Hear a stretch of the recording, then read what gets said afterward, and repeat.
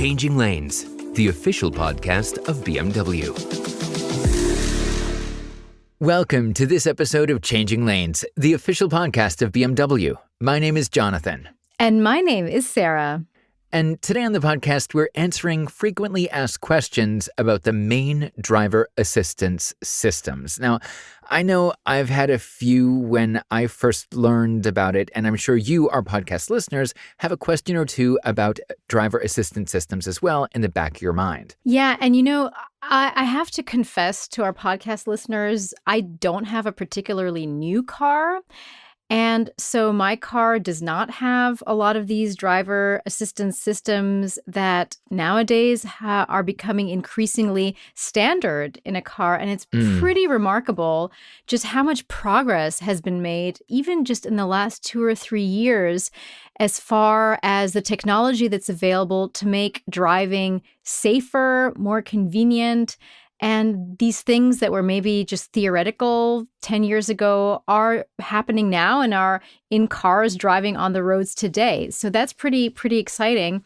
And in researching this podcast, we also just became aware of lots of things that have been there all along that we never really even thought about. Exactly. And, I guess I never even realized that driver assistance systems, they were already a part of the driving experience from the beginning. I mean, I thought it was something new that we've never experienced before. But in actuality, when you think about it, like cruise control, right? Mm-hmm. That's a driver assistance system. So it doesn't seem as far-fetched and foreign as it once was. Driver assistance systems are here to help us stay safe, like you said, and give us sheer driving pleasure. So why not dive into it, right? Exactly. Okay, so let's just take a look at driver assistance systems in general. So as I said, they're already an indispensable component of many cars that are on the road today.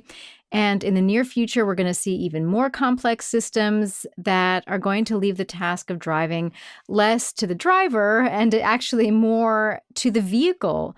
And depending on the type of system and the stage of development, Jonathan, active driver participation is going to be required less and less, and someday probably not at all. So to calm your nerves and set your mind at ease, let's take a look at some of the most frequently asked questions when it comes to driver assistance systems. Awesome. Okay, so let's start things off nice and easy with our first question, and that is, what is a driver assistance system?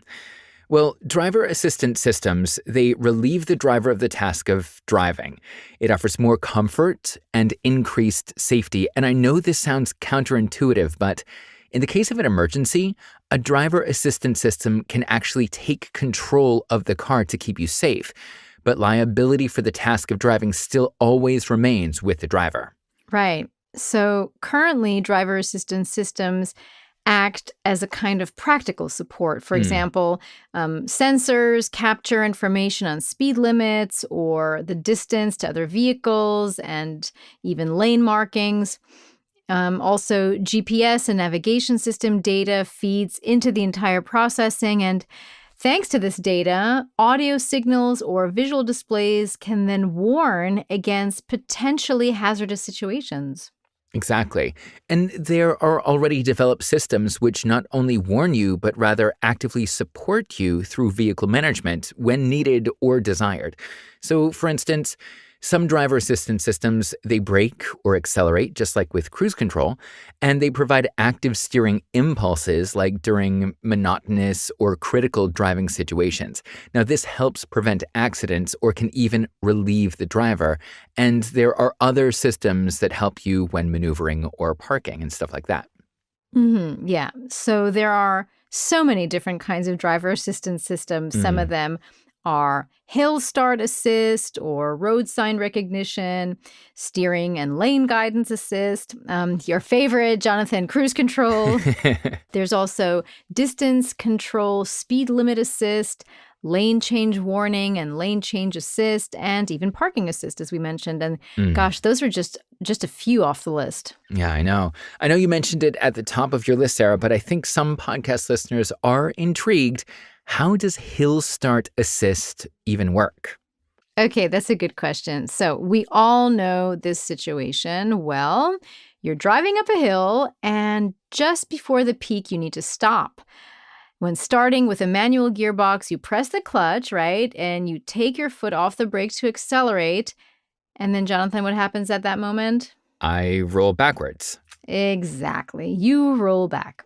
Well, with hill start assist, or you can also just call it start assist, this will not happen. Hmm. Because when the driver disengages the brake, the rear axle secures the vehicle for a short time, and when starting, the driver assistant releases this once more. Ah, okay. So I really could have needed that when I was driving up and down the hills of San Francisco a while back on vacation. Yes, that would have been very helpful for sure. So the assistance system makes starting on extreme gradients or with an additional trailing load a lot easier. Awesome, awesome. Okay, so another driver assistance system is road sign recognition, but you may be wondering what that actually is. Well, Hmm. when you're in slow moving traffic, for example, it's sometimes difficult to have your full attention absolutely everywhere.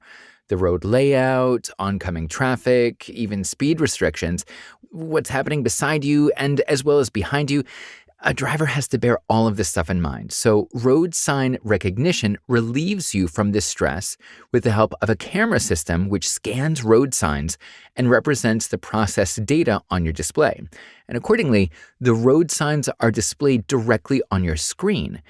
Often, this system is contained within other driver assistance systems such as the right of way warning, the wrong way assistant, or even the speed limit info. Yeah, and the benefits for roadside recognition are so many. So, one main benefit is that you can concentrate on the traffic better without having to constantly gaze at the forest of signposts. Mm, And just like with another driver assistance system, the emergency brake assist, the camera helps calculate distances and optimal braking time and can even give you a warning if you need to acknowledge the road signs or maybe even put on the brakes. So, the camera is extremely helpful for a lot of reasons. so true, so true. I want to stick to the speed limit, but when dodging through traffic, I gotta admit, I don't always see the speed limit signs. See, exactly. And you know that the road sign recognition that can really help you with that. Exactly. And help me not get a speeding ticket. Yes. Okay. Up next, we have the question: how does steering and lane guidance assist provide support? Well, I wish all roads were wide and not so full of traffic. I mean, but especially in Berlin, that is not a reality. It's like congestion. We've got slow moving traffic. We've got construction sites with super narrow lanes. And I mean, this is just a reality, not just here, but in many places around the Hmm. world. So, this does mean that drivers have to maintain a steady hand and be very patient when following the road. And in situations like this, the steering and lane guidance assist can really help. Because even at high speeds, this assistance system can keep you right in the middle of your lane and just relieve you from steering. Because cameras detect the lane markings, and from there, the driver assistance system orientates to the boundary lines of the individual lane. Sarah, I actually tried this out on a drive from Germany down to Spain recently, and Yeah? I must admit, I was blown away at how accurate it was. Mm-hmm. I had my hands on the wheel for safety, of course, just in case something were to happen, but the steering and lane guidance assist made my journey a breeze. I was really impressed. Cool. Well, that's what it was meant to do. It's Mm, supposed to make long journeys a lot more comfortable. exactly. Now, on to a favorite of mine, cruise control. Yes, your favorite, cruise control. So, the question that comes up most is, in what way does cruise control make driving easier? Well, cruise control, also known as speed control, allows you to select your desired cruising speed. And once you activate it, the driver assistance system constantly maintains your chosen speed, and it also offers enhanced comfort during long distances. Cruise control can electronically adjust the speed to the surroundings, and it can also appropriately adjust the engine power as well.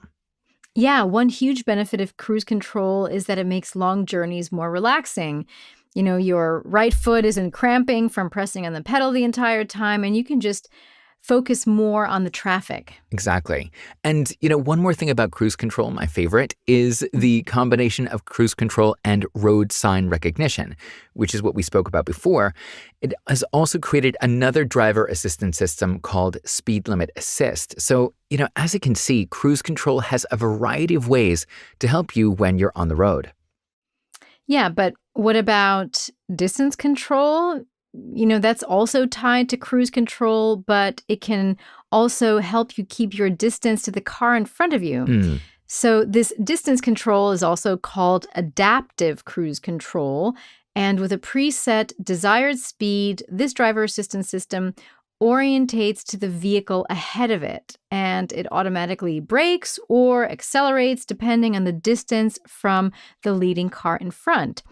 And Jonathan, this system has already been integrated into lots of modern vehicles, so the ones coming out now. And if you find yourself in stop and start traffic, the distance control takes over braking and startup. Great. And above all, you can use distance control during long journeys in combination with cruise control in order to arrive at your destination much more relaxed. And plus, it's not as much of a strain on your legs as you don't need to be constantly pushing the brake pedal. Besides comfort, distance control also provides greater safety during the journey. Yeah. And Jonathan, another frequently asked question about driver assistance systems is, how does a lane change warning work? And why do we need to use a lane change assistant?